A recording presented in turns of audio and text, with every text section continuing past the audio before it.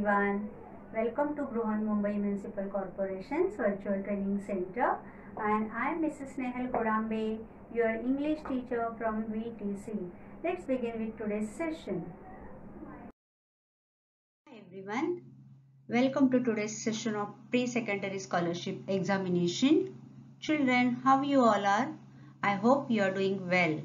So once again we are here with new topic from our Pre-Secondary Scholarship Examinations curriculum. So let's see what it is. So as you all know, we are learning our curriculum of Pre-Secondary Scholarship Examinations second paper, and that is English. So let's see what is our today's topic. Today we are going to start with the new unit, that is unit number 4, and its name is grammar. आजपासून आपण नवीन एका युनिटला सुरुवात करतो. आतापर्यंत आपण 3 units मधल्या वेगवेगळ्या सब युनिट्सवर व्हिडिओ आपण केले. त्या व्हिडिओच्या माध्यमातून आपण जाणून घेतलं की आपल्याला इंग्लिशच्या पेपरसाठी कोणकोणत्या गोष्टींचा अभ्यास करायचा आहे, कसा करायचा आहे, आणि त्याचबरोबर मागच्या काही वर्षांच्या प्रश्नपत्रिकेतल्या प्रश्नांचा सुद्धा आपण सराव केलेला आहे. So this is the 4th unit and the title of this unit is grammar. आता ग्रामर ही टर्म बघा विद्यार्थी मित्रांनो, तुमच्या कानावर नेहमी येतं. ग्रामर कोणतीही भाषा शिकायची असेल तर त्या भाषेचं व्याकरण किंवा ग्रामर आपल्याला माहिती असणं अतिशय गरजेचं असतं.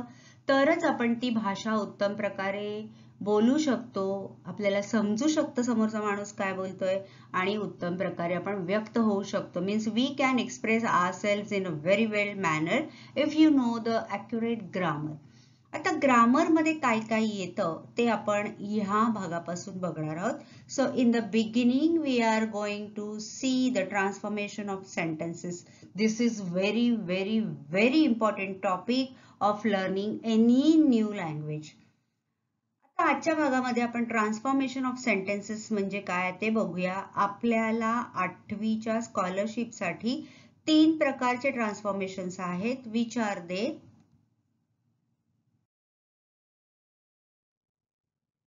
So here first of all we will see what is transformation of sentences. So we have variety of sentences in English language. See, when we have learned sentence formation or types of sentences, we have learned there are variety of sentences in English language. So every sentence has its own meaning and it adds to the beauty of language.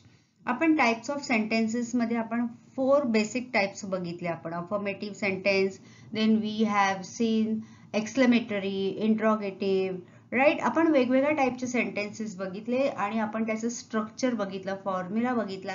At the same time we have seen the very important task or very important aspect of the language, that why and where we have to use those sentences, right? आता आपल्याला वेगवेगळ्या प्रकारच्या भावना व्यक्त करताना ह्या वेगवेगळ्या प्रकारच्या सेंटेन्सचा कसा उपयोग करायचा, अफर्मेटिव्ह कधी वापरायचं, डिक्लेरेटिव्ह किंवा इंट्रोगेटिव्ह म्हणजे प्रश्न विचारणं, किंवा एक्सक्लेमेशन करताना एक्सक्लेमेटरी सेंटेन्सेस. तर ह्या सगळ्या सेंटेन्सना स्वतःचा असा एक अर्थ असतो and it adds to the beauty of language. Everywhere you cannot use the same type of sentence, right? So when we interchange one form of sentence into another form, it gives different sense of meaning. What is the transformation of sentences?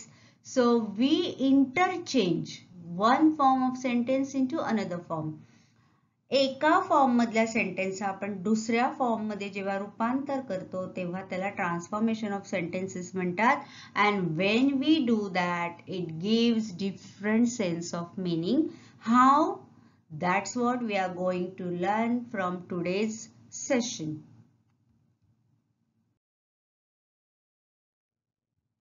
So there are, as I told you in the beginning, 3 types of transformation of sentences we are going to learn. Among them, first is active into passive voice, then direct and indirect speech, and third one is degree of comparison.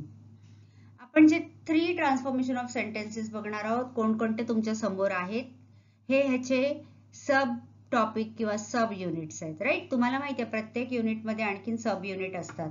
So 4.1 will be active voice, passive voice. 4.2 will be direct, indirect speech and 4.3 is degree of comparison. Right, आता ह्याच्यातल्या काही ज्या गोष्टी आहेत किंवा हे words आहेत तुमच्या कानावर ऑलरेडी गेले. But here we are going to learn in detail what is active voice, what is passive voice, how to convert active voice into passive voice and passive into active voice, why we are converting these, and what are the rules, what are the changes we do when we convert active into passive and passive into active. So in today's session we are going to focus on the first subunit of this unit, grammar, transformation of sentence, and that is active voice, passive voice. Gradually in next parts we will be learning direct, indirect speech and the degree of comparison.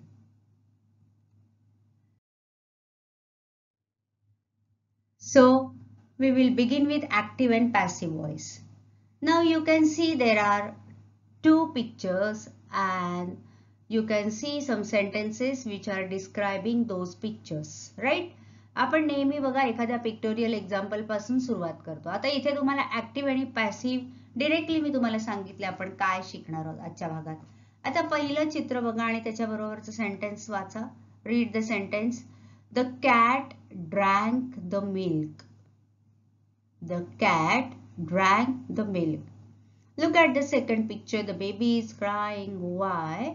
The milk was drunk. आता फक्त ह्याच्यामध्ये काय बदल झालाय तो लक्षात घ्या. The cat drank the milk and the milk was drunk.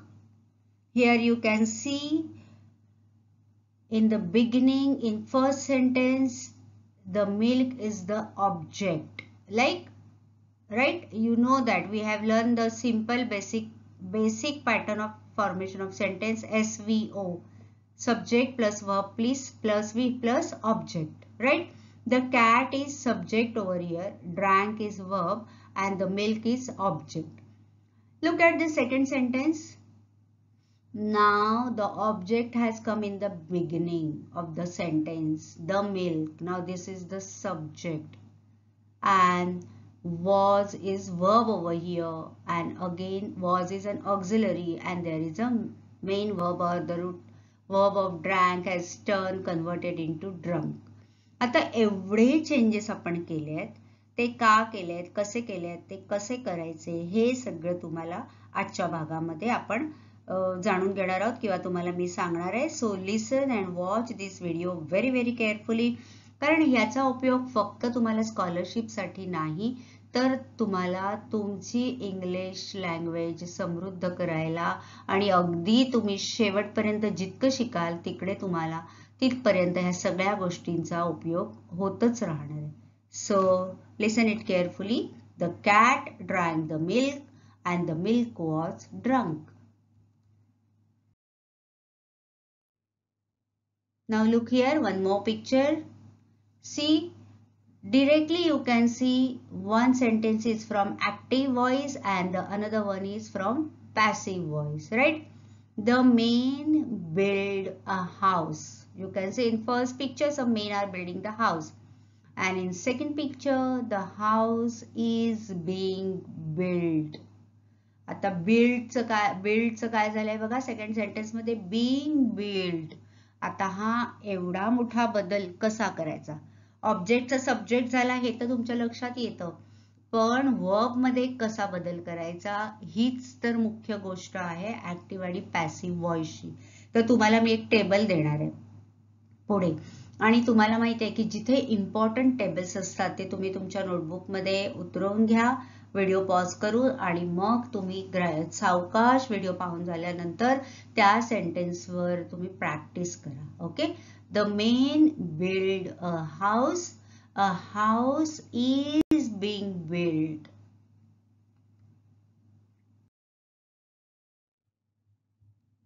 Now we will see some rules and some formulas, and as I told you, I'm going to give you one table that how to convert active voice into passive voice, or you can see how to transform active into passive or passive into active. आपण दोन्ही प्रकारे करू शकतो. So we have learned 16 tenses to express an idea. आपण टेन्सचे जे video केलेले आहेत टेन्सेसचे त्याच्यामध्ये आपण हे ऑलरेडी शिकलेलो आहोत, right? The sentence structure in all these sentences is called active voice. आपण जे 16 सेंटेन्सचे टाइप शिकलोय, राईट? तुम्ही रेफर करा मागचे व्हिडिओज आणि त्याच्यामध्ये, किंवा जेव्हा आपण सेंटेन्स टाइप्स ऑफ सेंटेन्स बघितले किंवा आपण सेंटेन्स फॉर्मेशन बघितलं, त्या सगळ्यामध्ये तुम्हाला ह्या त्या वेळेला मी टेन्सेस बद्दल बोललेले आहे. तर हे जे स्ट्रक्चर असतं, तो जो फॉर्म्युला असतो, that is called active voice. We can interchange active voice into passive voice without changing meaning. This is very important. So I have marked it in red. You should not change the meaning while transformation of sentences. हे खूप महत्वाचं आहे. जेव्हा आपण एका form मधून दुसऱ्या form मध्ये त्या सेंटेन्सला ट्रान्सफॉर्म करतो, बदल करतो, त्यावेळेला एक गोष्ट लक्षात ठेवायची की इथे त्याचं मीनिंग चेंज झालं नाही पाहिजे. You should not change the meaning. You should do all these transformations without changing their meanings. So what is active voice? Just now we have seen that in active voice, doer is important. The cat is drinking the milk. Here the cat is the doer because she is doing the action of drinking the milk. So the focus is on the doer, the subject. And in passive voice, object becomes doer of the action. We have seen the milk was drunk. आता पहिल्या sentence मध्ये milk हे object होतं, ते दुसऱ्या sentence मध्ये subject झालंय. It is doing some action, so it becomes the doer of action. That means importance is given to action. In active voice, importance is given to doer, and in passive voice, importance is given to the action. हे लक्षात घ्यायचं. Okay? The doer of the action may or may not be mentioned. This is very important. आता तुम्हाला वाटेल बघा, मी मगाशी जे example सांगितलं, the cat is drinking the milk. आणि सेकंड सेंटेन्स काय होतं? The milk was drunk. Okay? The milk was drunk. आता इथे कोण प्यायलं वगैरे आपण ते काय मेन्शन नाही केलंय. So the doer of the action may or may not be mentioned. In some sentences they will mention, in some sentences they will not. So that is not important. Only the focus is given on the doer of the action in passive voice, right? दोन गोष्टी लक्षात ठेवायच्या. Active voice मध्ये doer important असतो आणि passive voice मध्ये focus is on the object because it becomes the doer of the action. नीट सावकाश ऐका. दोन्ही पुन्हा एकदा मी सांगते. In active voice, doer is important. Means subject who is doing the action. That is important. Okay. And in passive voice, action is focus is given to the doer of the action, and that is important. That is the object. Suppose we will take one more example. The boys are playing cricket. Okay, and the cricket was played by the boys. आता इथे cricket object झालंय आणि त्याच्यावर आपण focus केलं. तर अशा प्रकारे ऍक्टिव्ह आणि पॅसिव्ह मधला फरक लक्षात घ्यायचा. आपण भरपूर एक्झाम्पल्स बघणार आहोत. ते टेन्स कसं बदलायचं हे पण मी तुम्हाला पुढे जाऊन आता सांगणार आहे.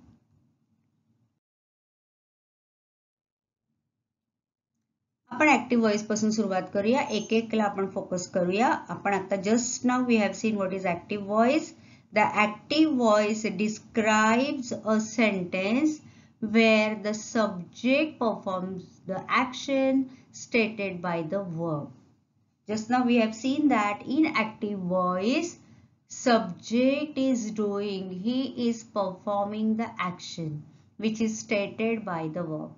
The cat is drinking the milk. Here the cat is the subject and what is the action? of drinking milk, right?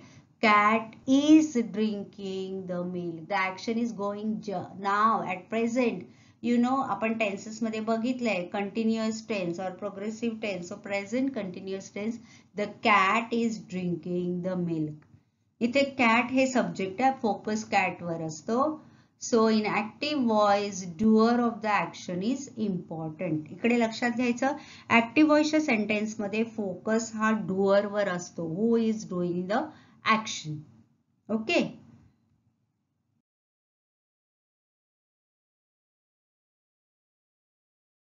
And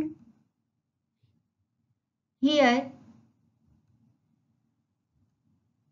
the subject performs the action. Look at the following examples. I am drinking tea. He played cricket. They will help you. Baga sentences. The subject performs the action. In active voice, the subject performs the action. I have marked subjects with red color.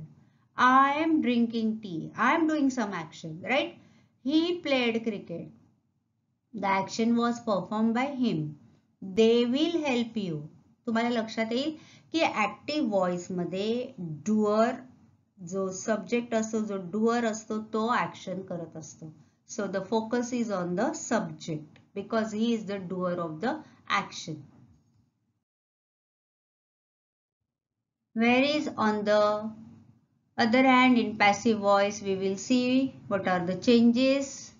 In passive voice, the subject is acted upon by the verb.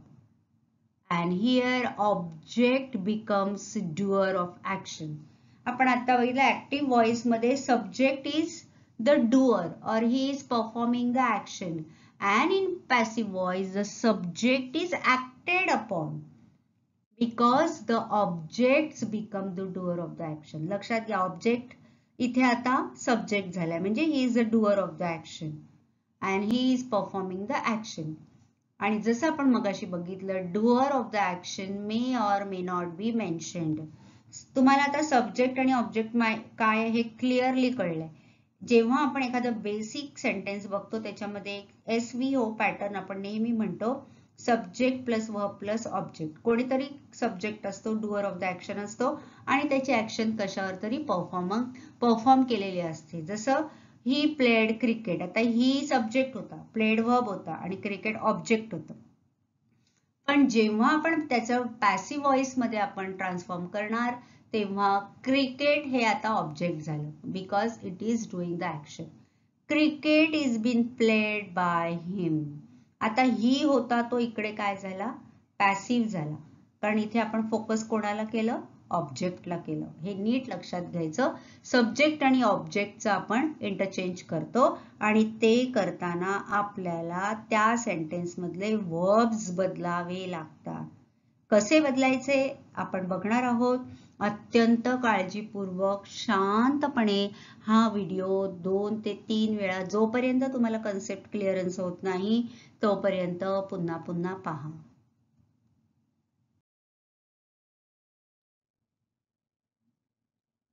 आता आपण passive voice बद्दल जास्त माहिती घेऊया, अधिकची माहिती घेऊया. Here in passive voice the subject receives the action that is expressed by the verb.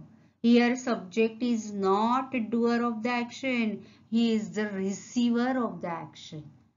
It is generally used to show the action, which means that the focus is on the action and not the subject. पुन्हा पुन्हा मी तुम्हाला हे सांगते, passive voice. आता आपण ऍक्टिव्हचा passive voice rule इथे जाणून घेतोय. पुन्हा पुन्हा बघा इथे. In passive voice, focus is on the action and not the subject. इकडे ऍक्शन वर फोकस करायचा, कोणी केली त्याच्यावर फोकस नाहीये, कोणते ऍक्शन केली त्याच्यावर फोकस करायचा. Take a look at the following examples. There are some examples. I am drinking tea. He played cricket. आता हे आपण ट्रान्सफॉर्म करूया पॅसिव्ह मध्ये. There are 2 sentences. I am drinking tea and he played cricket. आपण वर हे active मध्ये बघितलेलं होतं. राईट. इथे हा पहिल्या सेंटेन्स मध्ये आपण आय ला फोकस केलेलं because I was the doer of the action. In second sentence he ला आपण फोकस केलेलं because he is the doer of the action. आता पॅसिव्ह व्हॉइस मध्ये कसं बदललंय बघा. Tea is being drunk by me. I am drinking tea. Tea is being drunk by me. आता पहिल्या सेंटेन्स मध्ये टी हे ऑब्जेक्ट आहे कारण it is receiving the action of drinking by me, right. पण सेकंड सेंटेन्स मध्ये ती जी action आहे it is not focus but in second sentence object has become the subject now. T पहिलं आलंय बघा. Tea is being drunk by me. So in passive voice the subject receives the action that is expressed by the verb, right.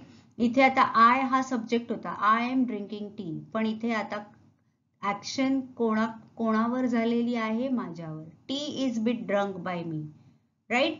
He played cricket. Cricket is been played by him. आता हे वाचताना जिथे present tense आहे ते पण sentence कसं बघा बदललंय. वर्ब्स लक्षात घ्या. जिथे पास्ट टेन्स आहे त्याचं पण वर्ब बदलताना आपण कोणता आपण हे टेबलमध्ये पुढे बघणारच आहोत पण इथे लक्षात घ्या तुम्ही. I am drinking tea. Tea is being drunk by me. आता जेव्हा आपण टेन्सेस बघितले तेव्हा बिंग हे ड्रंक काय आहे, V3 म्हणजे काय आपण डिटेलमध्ये बघितलं, राईट. तुम्ही ज्या मुलांनी हे व्हिडिओ पाहिले नसतील त्यांनी पुन्हा मागे जाऊन ते व्हिडिओ पहा. Cricket is been played by me. Played past tense होता इथे बीन प्लेड झालंय. इथे तुम्ही एक लक्षात घ्या. In passive voice focus is on the action and not the subject who does the action, right. आता क्रिकेट हे पहिल्या सेंटेन्स मध्ये ऑब्जेक्ट आहे पण सेकंड सेंटेन्स मध्ये he is the doer of the action. So cricket is been played by him. So here subject is the receiver of the action. Active आणि passive मधला हा बेसिक बदल तुम्हाला मी इथे दाखवलाय.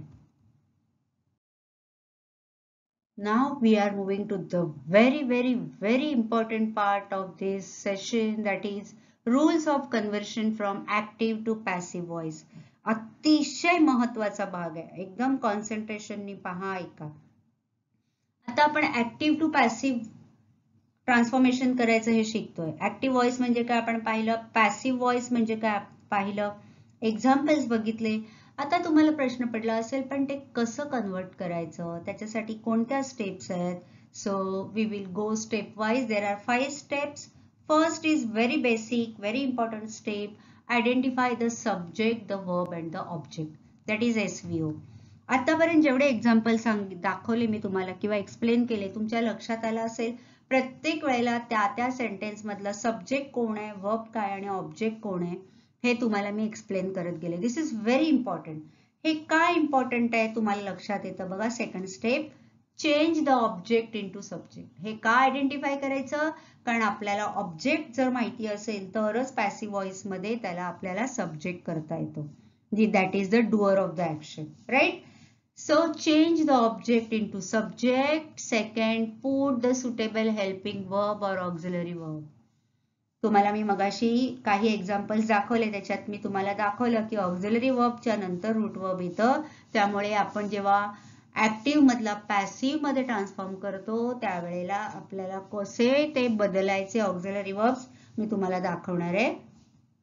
Third step is change the verb into past participle of the verb. आता PP किंवा V3 जेव्हा आपण टेन्सेसचा थर्ड पार्ट केला तेव्हा तुम्हाला मी डिटेलमध्ये हे सांगितलंय बघा की तुम्ही असा चार्ट एक बनवा. आपल्याला प्रेझेंट टेन्स, पास्ट टेन्स बऱ्याच वर्बचं माहिती असतं पण पुढचा जो फॉर्म आहे तो आपण जनरली लक्षात घेत नाही. So you know there are 3.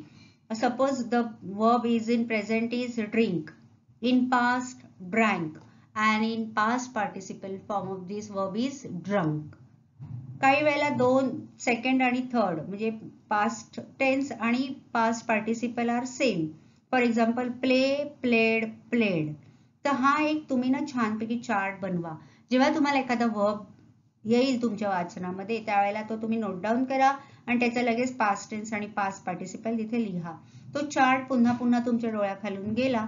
So it is going to help you to learn this active into passive voice, right? Next step is add the preposition by. This is very important. आपल्याला ते कसं add करायचंय, कुठे add करायचंय तुम्हाला example मध्ये मी दाखवणार आहे. And the fifth step is change the subject into object. आता ह्या दोन गोष्टी लक्षात घ्या. Second and fifth rule. Change the object into subject and subject into object. हे इंटरचेंजिंग करायचं आहे. आपण एक एक्झाम्पल बघूया. They will help you. एकदम सिंपल एक्झाम्पल मी घेतलंय. आता याला हे this is from active voice, right? They will help you. They तुम्हाला सब्जेक्ट दिसतोय, will is an auxiliary verb, help is a main verb and you is the object. They will help you. You is the receiver here. They is the doer. आता passive मध्ये आपल्याला काय करायचंय, जो object आहे त्याला subject करायचं, म्हणजे यू हे पहिलं येणार, राईट? नंतर आपल्याला हेल्पिंग वर्ब घालायचंय. हेल्पचा पास्ट पार्टिसिपल घ्यायचा आहे आपल्याला, राईट? नंतर बाय घालायचंय आणि नंतर ऑब्जेक्ट जे आहे यू त्याला आपण सब्जेक्ट करायचंय. कसा बघा, we will do that. You will be helped by them. Sentence एकदम सिंपल आहे, तुम्हाला समजायला खूप सोपं आहे. बघा आपण काय केलं, चेंजेस. हा जो ऑब्जेक्ट होता यू त्याला आपण इथे सब्जेक्ट केला, म्हणजे तो फर्स्ट आला. विल आपलं ऑक्झिलरी वर्ब आहे त्याला विल बी झालेला आहे इथे आता. आणि हेल्प जे वर्ब होतं रूट वर्ब त्याला आपण काय केलंय, पास्ट पार्टिसिपल केलंय. Help, helped, helped. त्याचं पीपी पण हेल्प्ड आहे. आणि बाय लिहिलंय आपण हेल्पच्या पुढे. कुठे लिहायचंय, बाय आफ्टर वर्ब. आणि यूच आता काय झालंय इथे बघा, देम झालंय. म्हणजे आपण जे सब्जेक्ट दे होता तो आपण देम मध्ये केलाय. हे मी तुम्हाला पुढे जो चार्ट दाखवणार आहे त्याचं कसं बदलायचं, कुठल्या प्रोनाउनला कसं घ्यायचं पॅसिव्ह मध्ये, हे पुढे मी दाखवणार आहे तुम्हाला.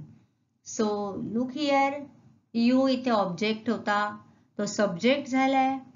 Then we have converted verb into past participle. Then subject has become object there आणि by वापरले, right? Now we will see general rules of conversion from passive voice to active voice. आता active मधून passive मध्ये कसं जायचं ते आपण बघितलं. आता पॅसिव्ह जर सेंटेन्स असेल आणि ऍक्टिव्ह करायचं असेल तर त्याचे पण रूल्स आपल्याला माहिती असले पाहिजेत. काही वेळेला आपल्याला असा पण क्वेश्चन येतो, right? So we have seen rules of conversion from active into passive. आता आपण पॅसिव्ह व्हॉइस मधून ऍक्टिव्ह व्हॉइस मध्ये कसं जायचं ते बघूया. So the subject of passive voice becomes object in active voice and the object in passive voice becomes the subject in active voice. आता तुम्हाला एक पटकन समजेल कारण बरोबर ऍक्टिव्हच्या ऑपोजिट करायचंय. पॅसिव्ह व्हॉइस मध्ये जो सब्जेक्ट असतो, जो डुअर असतो, तो आता ऍक्टिव्ह मध्ये काय होईल, ऑब्जेक्ट होईल. आणि जे ऑब्जेक्ट आहे तो सब्जेक्ट होईल. Very simple. And while transforming passive into active, we have to remove the preposition by. By जे आपण घातलेलं होतं पॅसिव्ह मध्ये त्या ऍक्टिव्ह करताना काढून टाकायचं. And use first form of the verb. Very simple. आपण पॅसिव्ह करताना पास्ट पार्टिसिपल वापरलेलं, दॅट इज V3. आणि जेव्हा तुम्ही ऍक्टिव्ह मध्ये याल तेव्हा पुन्हा त्याचा फर्स्ट फॉर्म वापरायचा. He played cricket. आपण मगाशी फर्स्ट सेंटेन्स बघितलेलं, right? Or the cat is drinking the milk. आपण ज्या टेन्स मध्ये जे काही ते सेंटेन्स असेल त्याचा फर्स्ट फॉर्म वापरायचा. I go to school. Go, right?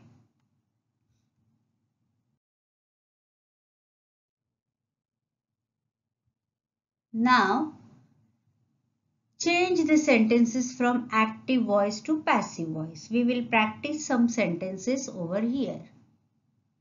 See, आपण आता रूल्स बघितले, ऍक्टिव्ह इंटू पॅसिव्ह कसं करायचं, पॅसिव्ह इंटू ऍक्टिव्ह कसं करायचं. आता आपण थोडी सेंटेन्सेस इथे प्रॅक्टिस करूया, म्हणजे तुम्हाला ते अजून उत्तम प्रकारे कळेल. आता हे ऍक्टिव्ह व्हॉइस मधलं एक सेंटेन्स आहे बघा, she does not cook food.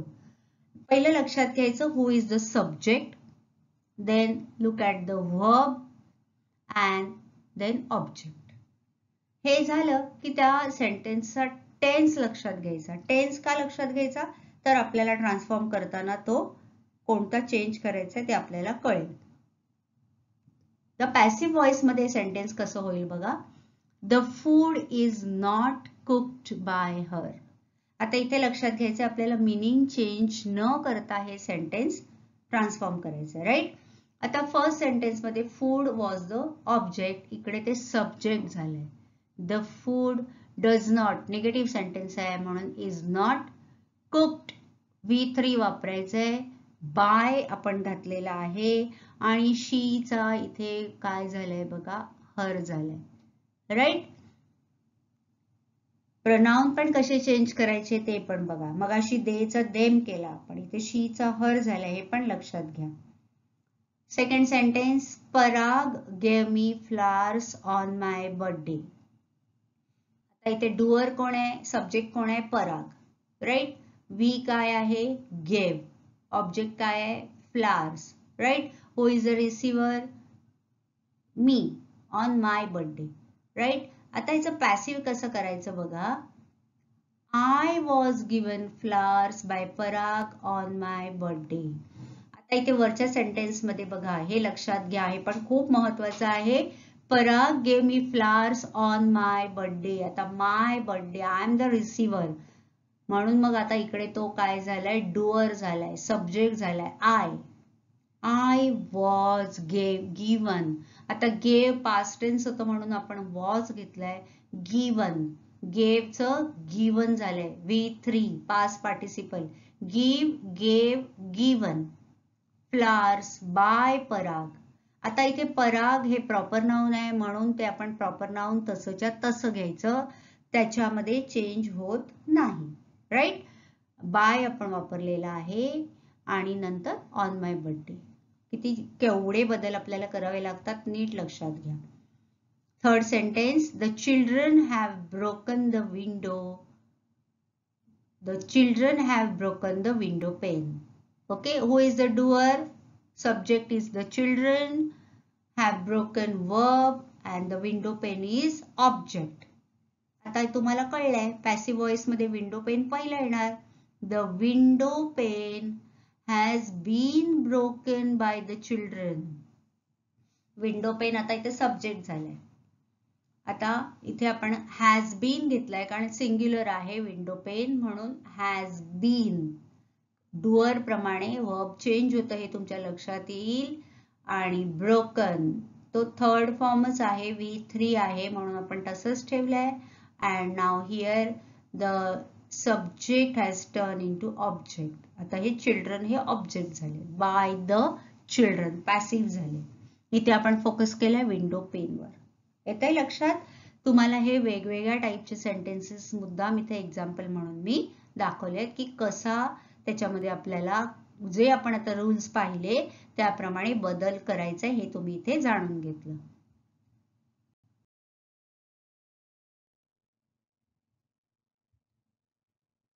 आता अजून काही कॉमन रूल्स आपण बघूया. आपण आतापर्यंत दोन टाईपचे रूल्स बघितले, active into passive, passive into active. Then we have done some practices. Now we will see some more common rules. बघा एकदा आपण रिवाइज करूया. Bring the object first, choose correct, be verb that is auxiliary verb, change verb into participle that is we have to use past participle of the verb, V3 form, add by, then subject means you have to add by before subject. by कुठे आपल्याला place करायचं आहे, सब्जेक्टच्या अगोदर. बघा example, शी helps हिम. हे आपण एक example घेतलं. आता शी इकडे काय आहे, सब्जेक्ट आहे. Helps is an helps is a verb right आणि हिम इज ऑब्जेक्ट. आता आपण ते कसं करणार बघा त्याचं transformation. He is helped bye हर. आपण काय केलं, ऑब्जेक्ट पहिलं घेतलं. हिम वॉज द ऑब्जेक्ट होतं, आता इथे सब्जेक्ट झाला म्हणून ही घेतलं. इज, आता इज का, कारण प्रेझेंट टेन्स मधलं आहे, हेल्प्स राईट, म्हणून इज. नंतर आपल्याला आपण बघितलं choose correct be form. So is change verb into participle. Helps आपण हेल्प्ड केलं, नंतर सब्जेक्टच्या आधी आपण बाय वापरलं आणि शीचा आपण हर घेतलेला आहे.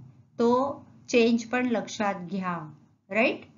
आयचं मी किंवा आयचं मी होतं, वीचं अस होतं, हे जे आपण बघितलेलं आहे टेबलमध्ये ते पण तुम्ही नीट लक्षात घेऊन तसे चेंजेस करा.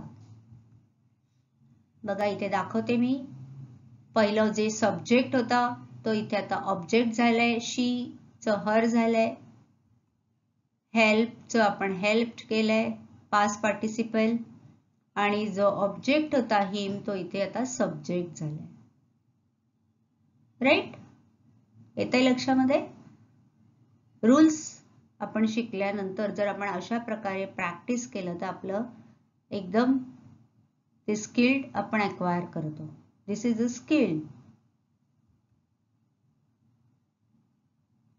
बघा तुम्हाला जो चार्ट इथे दाखवते मी, object plus be verb plus verb 3 plus by plus subject. हा जो सर्कल मध्ये मी फॉर्म्युला दाखवलाय ना, हा पक्का लक्षात ठेवा. तुम्हाला लक्षात राहायला हे खूप इझी आहे. बघा object plus be verb plus verb 3 plus by plus subject. हे पॅसिव्ह करताना हा छोटासा मी तुम्हाला सर्कल मध्ये फॉर्म्युला दाखवलाय, तो लक्षात ठेवलात तरी तुम्ही खूप छान प्रकारे ट्रान्सफॉर्मेशन ऍक्टिव्ह इंटू पॅसिव्ह करू शकता.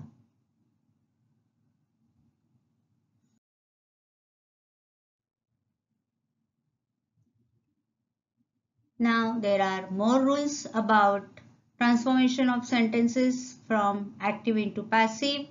Very important rules. Negative sentences remain negative. आपण वर मी तुम्हाला एक सेंटेन्स दाखवलेलं निगेटिव्ह होतं, ऍक्टिव्हचं पॅसिव्ह करताना ते निगेटिव्हच राहिलं पाहिजे, ते पॉझिटिव्ह करायचं नाही. बघा example, I have not taken his book. I have not taken his book. Sentence is negative कारण नॉट आलंय. पॅसिव्ह करताना ते कसं करायचं बघा, हिज बुक. आता हिज बुक इथे ऑब्जेक्ट होतं, ते सब्जेक्ट झालं. His book is not been taken by me. आपण त्याचं मीनिंग अजिबात चेंज केलेलं नाही. आणि बाकी बदल कसे केलेत हे तुमच्या लक्षात आलं. ऑब्जेक्टचं सब्जेक्ट केलं, देन यूज आपण बघितला रूल, फॉर्म बी वापरा. आपण इज घेतलेला आहे, निगेटिव्ह आहे म्हणून नॉट, आणि आपण तो टेन्स बघा तिकडे तसा ठेवलाय, नॉट बीन टेकन. आणि इथे जो सब्जेक्ट होता तो इथे ऑब्जेक्ट झालेला आहे, मी, आयचा मी, आणि त्याच्या आधी आपल्याला माहितीये की बाय घालायचं preposition. His book is not been taken by me. असं निगेटिव्ह सेंटेन्स निगेटिव्हच राहतं ऍक्टिव्हचं पॅसिव्ह करताना. अजून एक एक्झाम्पल बघा, they must have not left any sign. आता सेंटेन्स तुम्ही तयार करा बरं आणि चेक करा कसं होईल sentence. Any sign must not have been left. आता आपण सुरुवातीला बघितलं, sometimes the doer is mentioned, sometimes it is not, but both the sentences are correct. Okay. आता इथे बाय देम आपण घातलं नाही तरी हे सेंटेन्स करेक्ट आहे.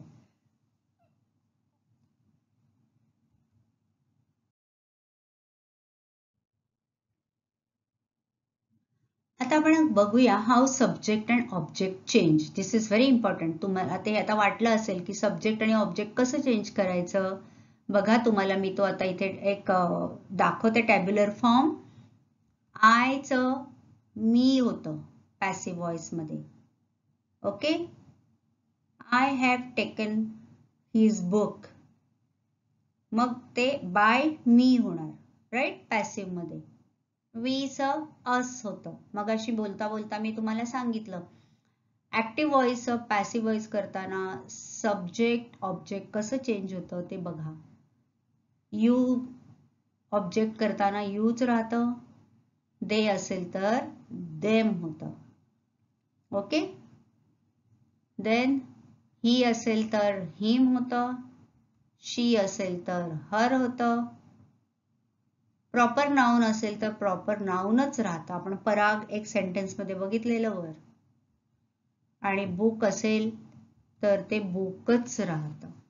येतंय लक्षामध्ये. कॉमन नाउन प्रॉपर नाउन मध्ये चेंज होत नाही, पण जर तिकडे प्रोनाउन्स असतील तर ते कसे चेंज होतात ऑब्जेक्ट बनताना, हा अतिशय महत्वाचा तुम्हाला मी इथे एक टॅब्युलर फॉर्मॅट मध्ये इन्फॉर्मेशन हा चार्ट तुम्हाला दाखवलाय.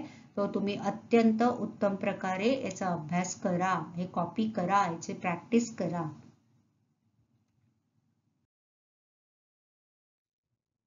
Now we will see some more changes. Has, have, had, is, am, are, was, were, plus 2 plus V1 is equal to has, have, had, to be plus V3. आता तुम्ही म्हणाल हे काय आहे? तर ऍक्टिव्हचं पॅसिव्ह होताना काय चेंजेस होतात ते तुम्हाला मी ह्या छोट्याशा फॉर्मॅट मधून दाखवलेलं आहे. बघा, आपण बघूया आता एक्झाम्पल्स घेऊन. पहिलं हॅज आहे ना वरच्या फॉर्मॅट मध्ये. बघा खाली आपण ते सेंटेन्स घेतलंय, शी हॅज टू हेल्प अस. कसं कन्वर्ट होणार? We have to be helped by her. We have to be helped by her. आता वर जे रूल्स आपण बघितले ते तुम्ही ते लक्षात घ्या. ओके. असचं वी झालं, फर्स्ट फॉर्म आपण घेतला. हॅज आता इथे वी प्लुरल आहे म्हणून have. To be, helped V3, by आपण प्रेपोजिशन वापरायचं आणि शीचा हर आपण आत्ताच्या टॅब्युलर फॉर्म मध्ये बघितलं. नेक्स्ट सेंटेन्स हॅवचं घेऊया. We have to learn English. English has to be learned. आता इथे बाय अस नाही घातलं तरी चालतं आणि इंग्लिश सिंग्युलर आहे म्हणून हॅज झालंय बघा. आणि लर्नचा V3 आपण लर्न्ड केलेला आहे. I had to wait for the bus. Third बघा इथे वरच्या फॉर्मॅट मध्ये तुम्हाला हॅड दिसतंय, पास्ट टेन्स आहे. I had to wait for the bus. The bus had to be waited by me. कसा ट्रान्सफॉर्मेशन मध्ये बदल होतो ते लक्षात घ्या. हॅडचा हॅड राहिलेला आहे, पास्ट टेन्स आहे आणि आपण वेटचा वेटेड V3 घेतलेला आहे. ओके.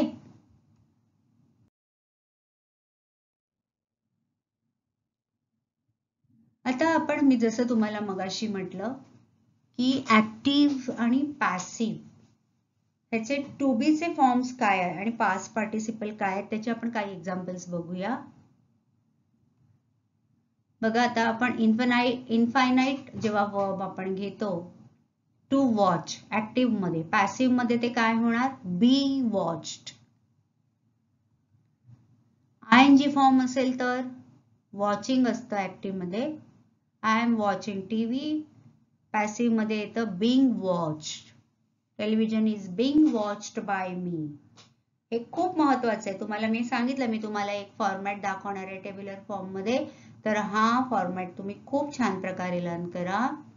सिंपल प्रेझेंट टेन्स मधलं ऍक्टिव्ह मधला जो वर्ब असेल वॉच तर ते पॅसिव्ह मध्ये होतं वॉच्ड.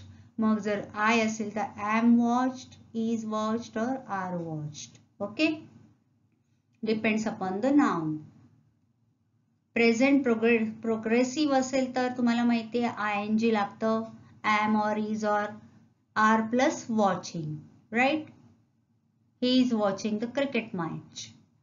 आणि ते पॅसिव्ह मध्ये बीइंग वॉचिंग. ओके. कसं बघा, तुमच्या बुकमध्ये पण हे दिलेलं आहे table.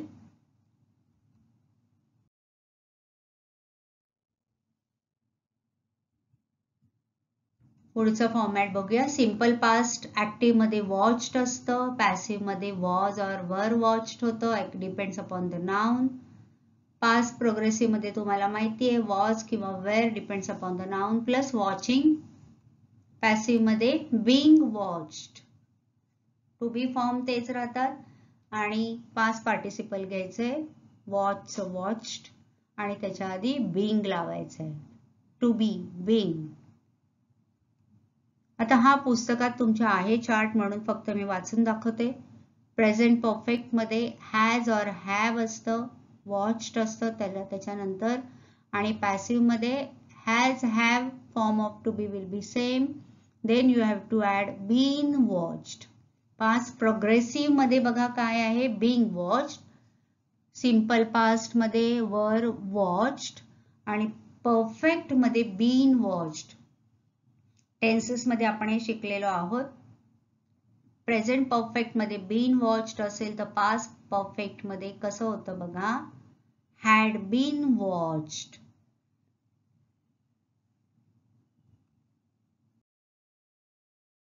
And now we will be learning next. Future मध्ये ऍक्टिव्ह मध्ये will plus watch, I will watch the cricket match. And in passive will be or shall be and the V3 that is watched. हे tense प्रमाणे कसं change करायचं हे format you have to learn it on yourself, right? And the last is modal verb. modal verb मध्ये कसे changes होतात बघा. modal verbs आपण शिकलेलो आहोत. can or must or should, whatever modal verbs are there in active, while transforming into the passive it will change in this way, can or must or should plus be plus watched, that is V3. okay. आता मी तुम्हाला हे जे last 3 slides मध्ये जे काही tables दाखवले ते आपल्या स्कॉलरशिपच्या बुक मध्ये आहेत. तिथून ते तुम्ही लिहून काढा किंवा ते learn it on yourself.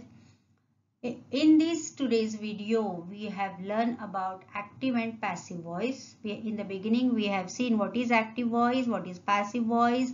Then we have seen some rules of transforming active into passive and passive into active. Then we have practiced them with some sentences, and then we turn to the common rules or very important rules of transformation of this form from active to passive and passive to active. And then we read some of the tables which we will be using while transformation of this sentence. आता हा video तुमच्यासाठी अतिशय महत्त्वाचा आहे. प्रत्येक video महत्त्वाचा असतो, पण या व्हिडिओमध्ये मी तुम्हाला संपूर्ण ऍक्टिव्ह आणि पॅसिव्हचं जो काही करिक्युलम आपल्याला बुकमध्ये आहे तो इथे मी कव्हर केलाय. हा व्हिडिओ तुम्हाला जिथे इम्पॉर्टंट वाटेल तिथे तुम्ही पॉज करा, ते तुम्ही तुमच्या नोटबुकमध्ये उतरवून घ्या. And as usual, there are some questions in description box. You practice those questions and at the same time you solve questions from your book too. So see you in next video with new topic. Till then, bye bye. That's all for today. So you will revise whatever we have learned in today's session. Please subscribe the channel and press the notification button to get the link of next video. Bye bye.